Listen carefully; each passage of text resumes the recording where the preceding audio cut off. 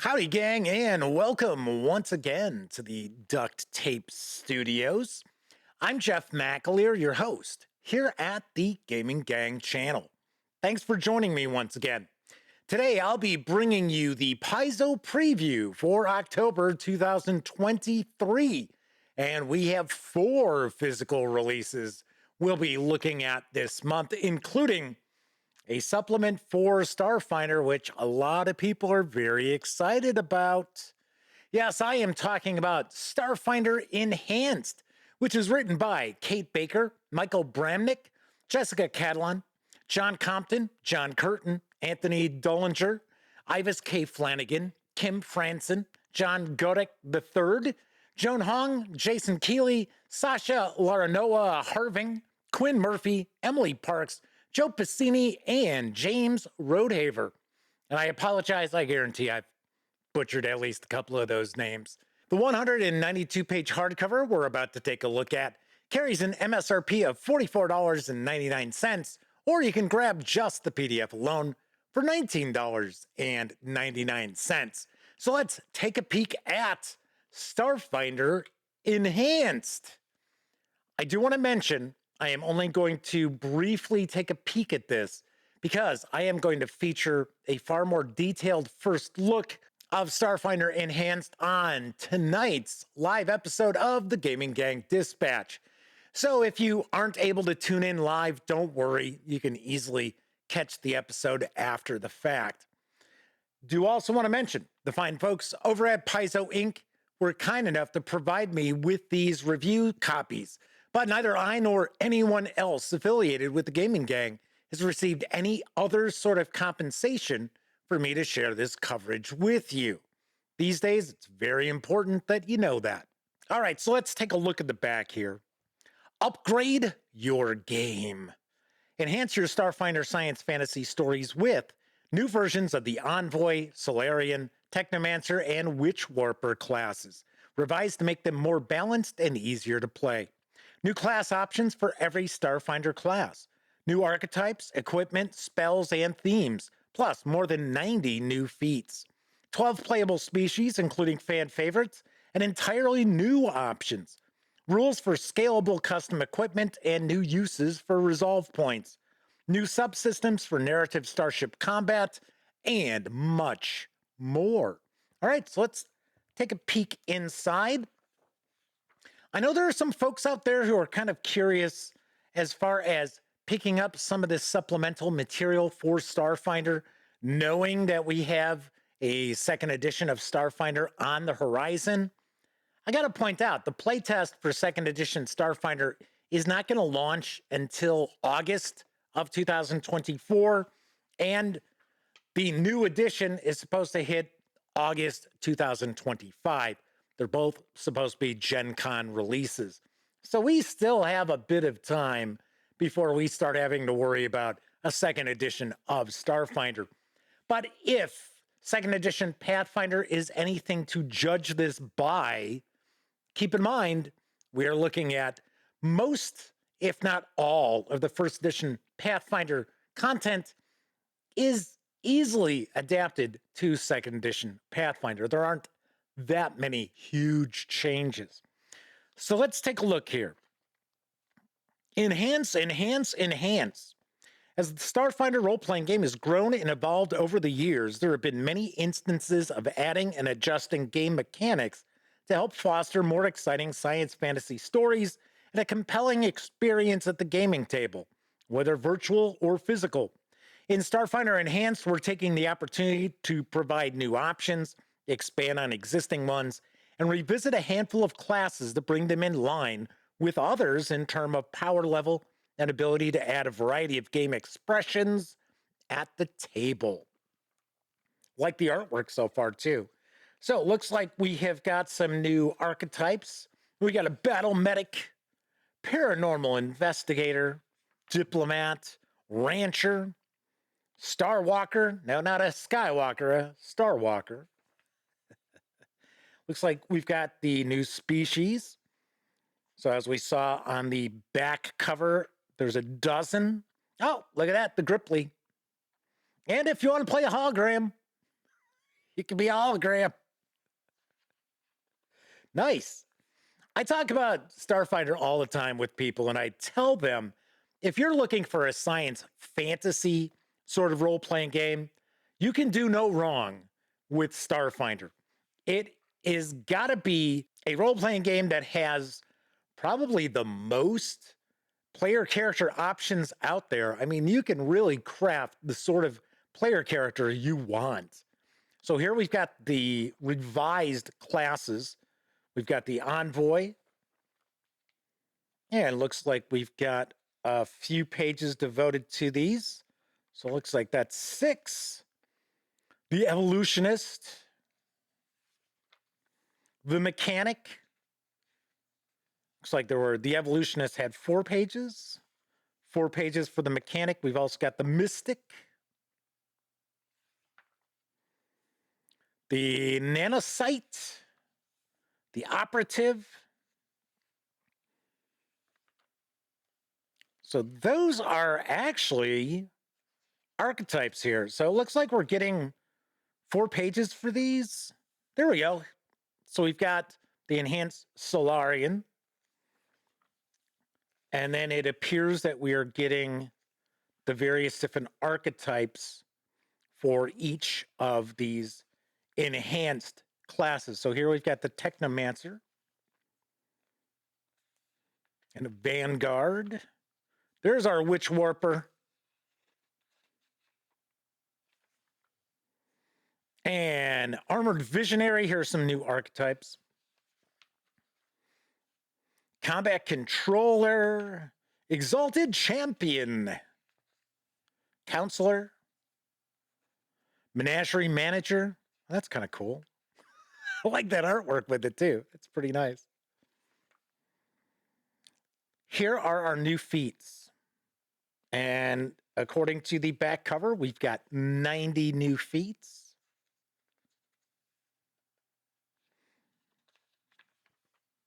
It appears that we've got over 130 pages devoted to new character options. So a good amount of this page count, far more than half of this book, is devoted to player-facing character options. So it looks like we've got spells. So we've got some new spell lists, some updated spell lists too, and new spells.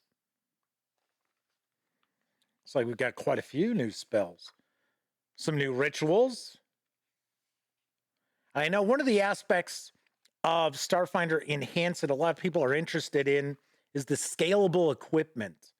So that if you find an item that you really like and it's like really in tune with your character, you don't necessarily have to discard it once you advance in level. So I think that's something that we're looking at. For an example, here's scaling weapons. Some augmentations. Magic items. The ever full mug. This looks fun. This really does look fun.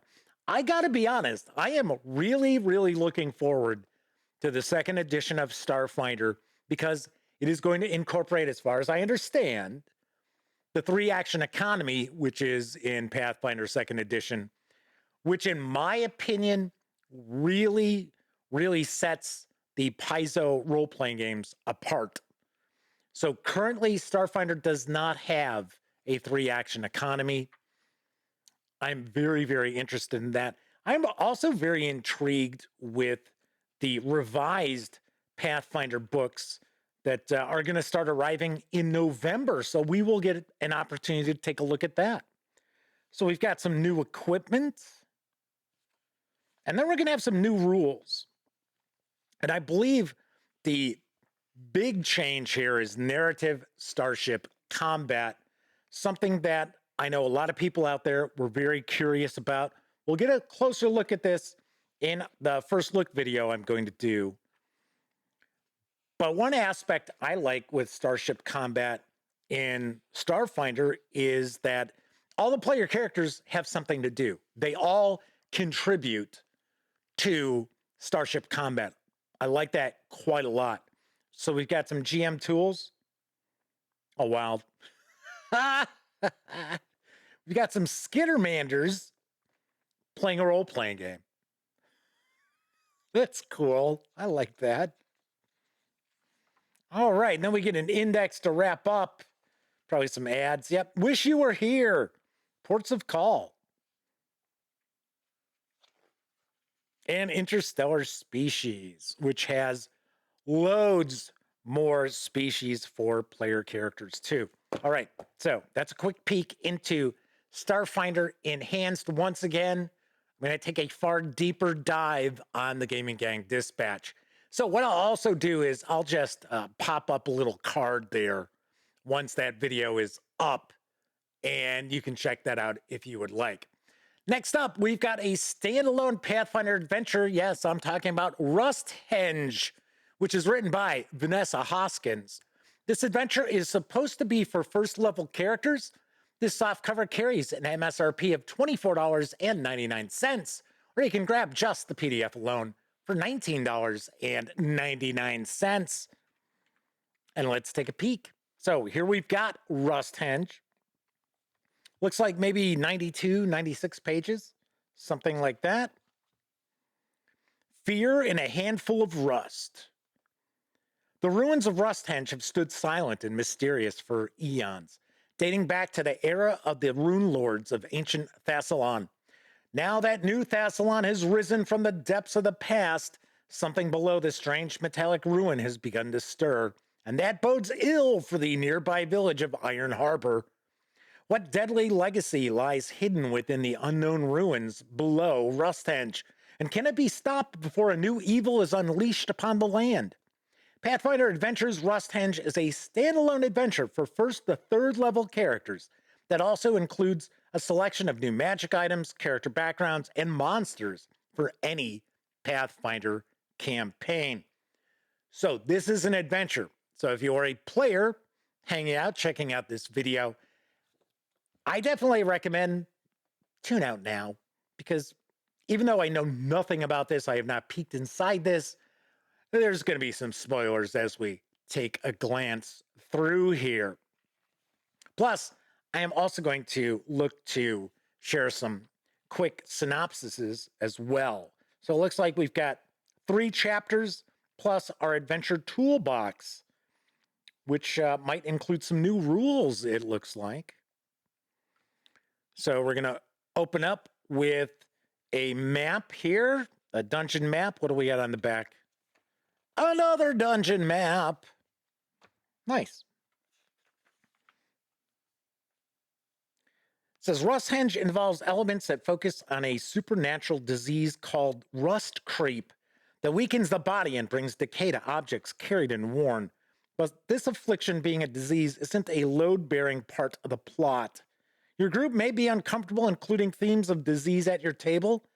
In such an event, you can recontextualize rust creep as a curse, a slowly moving poison, or simply as a sinister transmutation effect born from a region of the abyss. And there's also a flip mat, which we will be taking a peek at once we're finished taking a look at this adventure.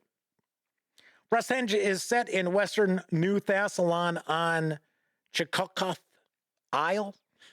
Come on, I'm going to mispronounce all this stuff. It's what I do. I mispronounce fictional people, places, and things all the time. In particular, the adventure focuses on a stretch along the isle's southern shores, a region known as the Kindred Coast. This area is about a 20-hour trek south of the dangerous ruins of old Jin Etzeril, the one-time capital of Rune Lord Balamiris' nation. So it looks like we're going to get some background here. So it appears that this might be kind of a dungeon delve, right? Rusthenge is a dungeon, it's a location. So we've got starting information, but then we also have an option here. It says, Rusthenge assumes the game begins as the player characters approach their first combat in Area A1, but if you prefer, you can start the night before. We're going to get some information about the settlement that's nearby, Iron Harbor. Keep in mind, we're not going to look at each and every page here. There we go. There's Iron Harbor. A keyed map. But I do want to give you a good feel for what's in this adventure. Once again, as I mentioned, this is standalone.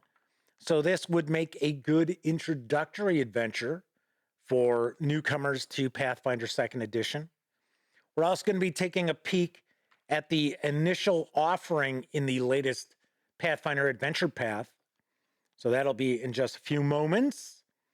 I should also mention that Sammy is going to review this adventure, and I am going to take over the reviews for the latest Pathfinder Adventure Path.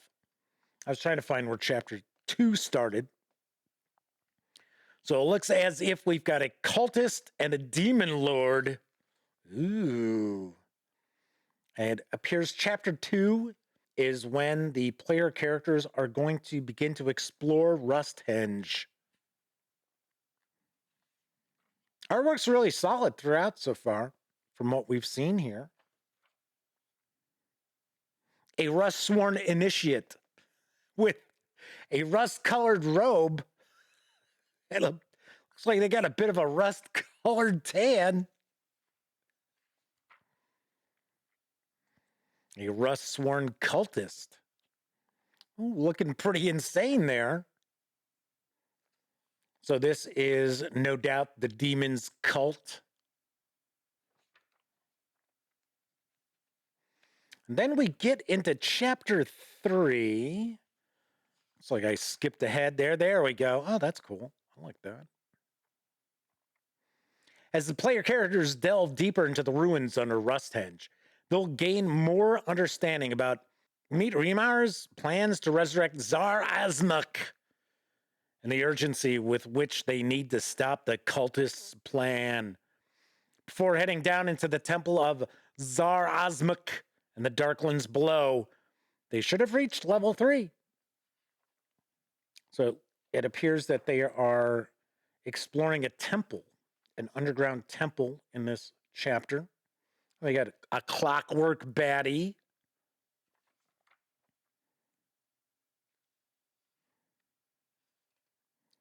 Dark gnome, dark dwarf. Looks like they're a magic user there. They look pretty evil too.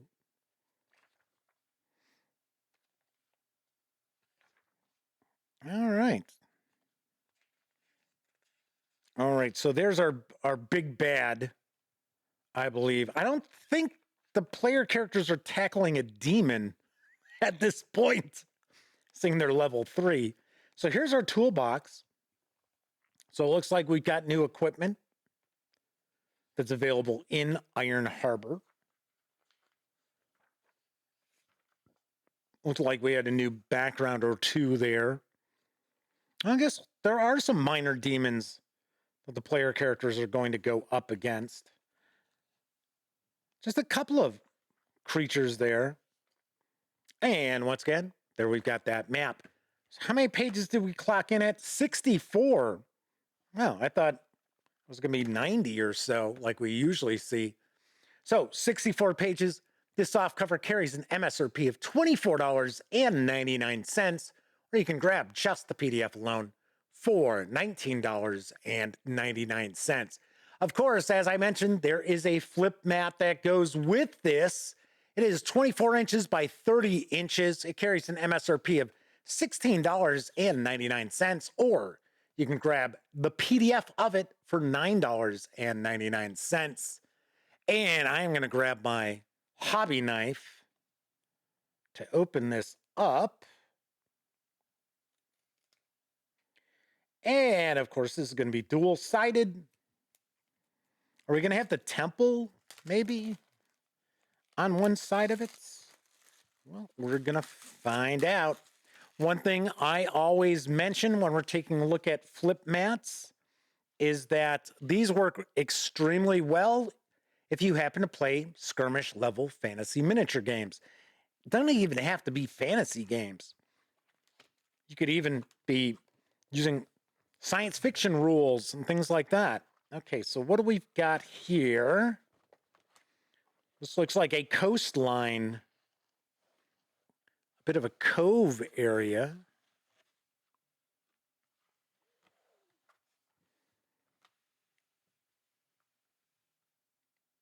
Looks like we've got a ridge or a cliff, really, that runs along this side. All right, let's see what we've got on the other side here. This looks like, well, this must be Rusthenge, a la, Stonehenge. So there we've got that.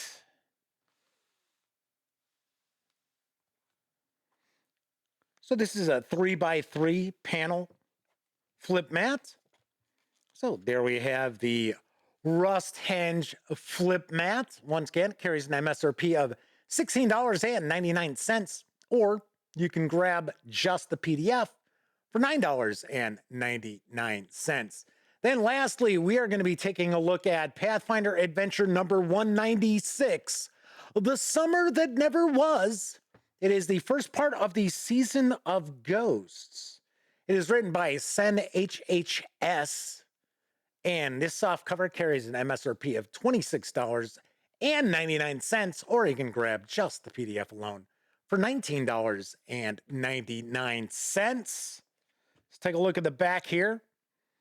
A hometown haunting. Your hometown of Willowshore has always observed the final days of spring with a festival known as the Season of Ghosts, a celebration of life that honors and placates the region's many spirits. Yet this year, something goes horribly wrong. And when you awake in the woods alone after a night of festivities, you find that your hometown is in dire need of heroes. The Season of Ghosts adventure path begins with The Summer That Never Was, a complete adventure for first to third level characters. Once again, another great starting spot for newcomers to Pathfinder. And I do believe that we are going to have a bit of an Asian and Pacific Island theme to this. I think. Let's see what we've got. Let's jump on in. So we've got some location maps on the back of the front cover, and it looks like a town map. Yes, it says downtown Willowshore here on the back. Once again, I will be reviewing Season of Ghosts, so stay tuned for that, because Sammy does written reviews, I do video reviews, so you will actually see video reviews of this adventure path. So we get a campaign overview. The Summer That Never Was begins in Willowshore, an isolated, self-sufficient settlement that scrapes by year after year with regular offerings and rituals designed to keep the ghosts and monsters at bay. Today, Willowshore is abandoned and haunted, but for much of the Season of Ghosts adventure path, the action takes place in a phantasmagoric mindscape of the town where the souls of the PCs and villagers alike have been trapped for over a century. Whoa, major spoiler there, eh? Unwittingly repeating the same dismal year again and again, unaware that they were accidentally slain by their governor, He Shan Bao. Huh. That sounds very, very interesting. I will say, sometimes it's a little tough to pull off role-playing game adventures where we have history repeating itself, say like a Groundhog Day sort of time loop going on. Although, yes, Groundhog Day is a day. This appears that this is a year. And we have 4 chapters in this first part. So we have To Light the Night. This must be probably that festival that's going on. So probably setting the scene, introducing major NPCs.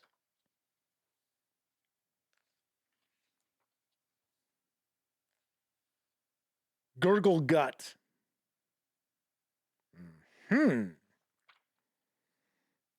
Very drunken Jenkins.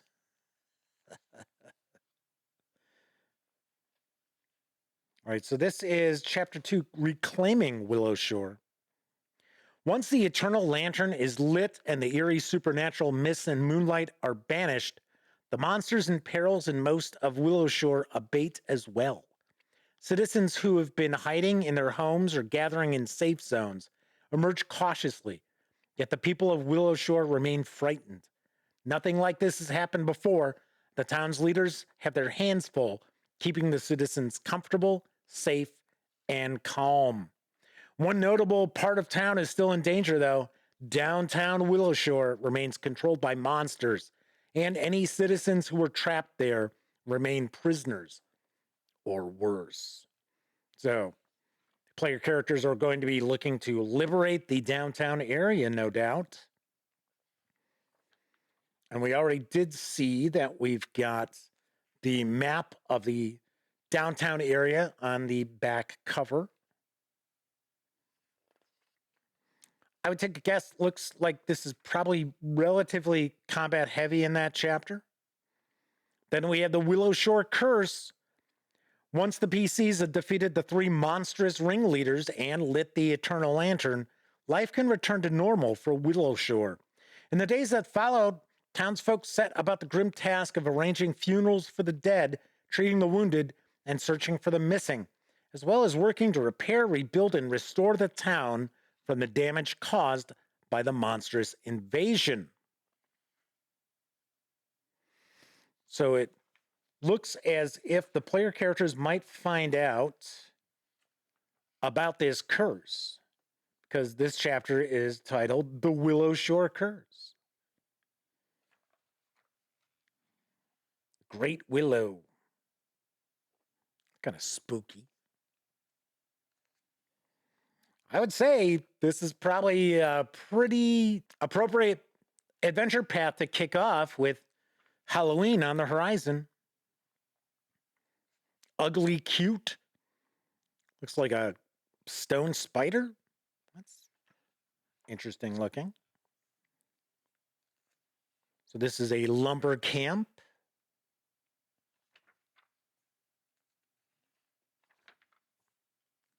A ritual site. Maps look pretty nice. Look pretty cool. All right, so then we get into our background info. So it looks like we've got a few pages devoted to Willow Shore. Different locations. And looks like you're going to be tracking your reputation in the town with your player characters. So we've got quite a bit devoted to the town. Then we've got our adventure toolbox. Oh, that's cool. I like that. We've got some new items. No doubt some new magic items as well. Do we have new backgrounds? Okay, so those are items. Here we've got, looks like our bestiary. So yes, I guess that was a stone spider. A Shinigami. Even immortals such as Kami aren't immune to death. When a Kami or equally powerful entity refuses the call of the Boneyard, a Shinigami is summoned to bring these stubborn souls to heal. Exact and swift, Shinigami are known to dispense the judgment of death efficiently and dispassionately. That's cool. And we've got a major NPC here. I don't know if this is our big bad. Oh, she looks kind of cranky. So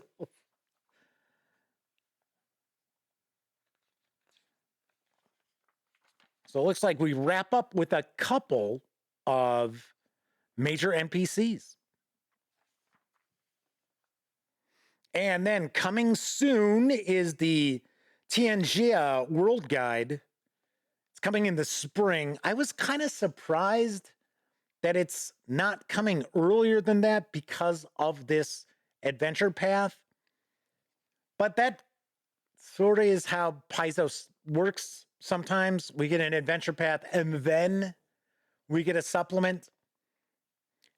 Honestly, you would think we'd get the supplement first and then follow up with the adventure path, which has happened. It has happened. but not in this case. So that is a peek at Season of Ghosts, the summer that never was. All of these that we've been taking a peek at are in stores as of today, and you can pick them up from your friendly local game store or, of course, visit Paizo.com. Once again, I will be taking a much deeper dive into Starfinder Enhanced on tonight's episode of the Gaming Gang Dispatch, so don't miss out. All right, that's it for this time out. Thank you very much for taking time out to watch this video. And of course, like this video and subscribe to the channel if you haven't already. And if you do subscribe, ring that bell. It'll not only let you know when I bring you the latest Paizo previews, it'll also tell you when I upload other videos, as well as inform you when my live stream, the Gaming Gang Dispatch, airs Tuesday, Wednesday, and Thursday evenings right here on YouTube at 7 p.m. Central. Of course, when you're not watching videos on the Gaming Gang channel, be sure to visit thegaminggang.com for all latest in tabletop gaming news, reviews, such as Sammy's upcoming review of Rusthenge, and of course, a whole lot more you'll find that isn't on the channel. You know the drill. Get your geek on at thegaminggang.com. Once again, I'm Jeff McAleer. Thanks a bunch for watching, and until I see you next time, I certainly hope all of you out there get to enjoy plenty of great gaming with your gang.